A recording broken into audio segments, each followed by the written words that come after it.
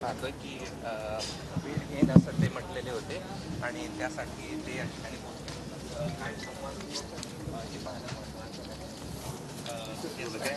संत नामदेव शास्त्री महाराज काय बोलतात त्यामुळे आता या प्रकरणाला कुठेतरी थोड्या केलेले साहित्य खरेदीबाबत जे मी कृषी मंत्री असताना जे आरोप केले त्याबाबत माझं पहिलं आणि स्पष्ट मत आहे की हे पुन्हा एकदा एक त्यांच्या स्वभावाप्रमाणे सनसनाटी निर्माण करणं आणि धादांत खोटे आरोप करणं याच्या पलीकडे दुसरं याच्यात काहीही नाही आहे।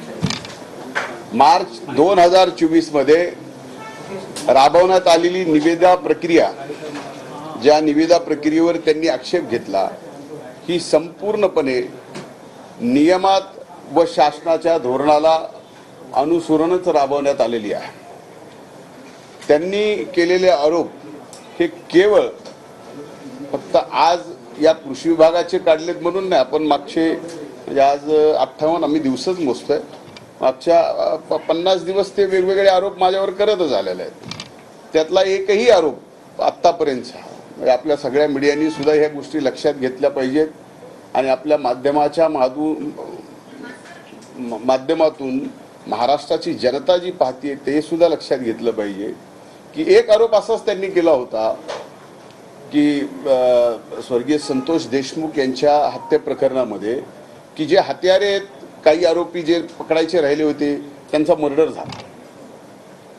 म्हणजे असे सनसनाटी खेच आरोप करायचे, धादान खोटे आरोप करायचे आणि स्वतःची प्रसिद्धी आणि दुसऱ्याला बदनाम करायचं, याच्या पलीकडं यातही मला दुसरं काही आणखीनही आढळून येत नाही। आता एकूणच हा संबंध आज 58वा दिवस आहे की माझ्यावर मीडिया ट्रायल चालू आहे। का चालू आहे, कशामुळे, कोण चालवतं मला माहीत नाही, पण या बाबतीत आज जे त्यांनी आरोप केलेत यामध्ये एक पहिली बाब,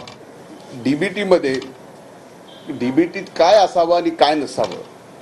कोणतीही बाब डीबीटी मधून वगळण्याचे अथवा समाविष्ट करण्याचे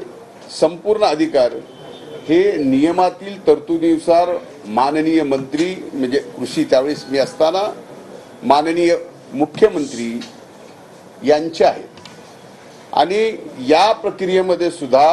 याच कार्यपद्धतीचा अवलंब केलेला आहे आणि माननीय उपमुख्यमंत्री वित्त व माननीय मुख्यमंत्र्यांच्या ही बाब सादर करून त्यांच्या पूर्वमान्यतेने ही प्रक्रिया अंतिम केलेली आहे।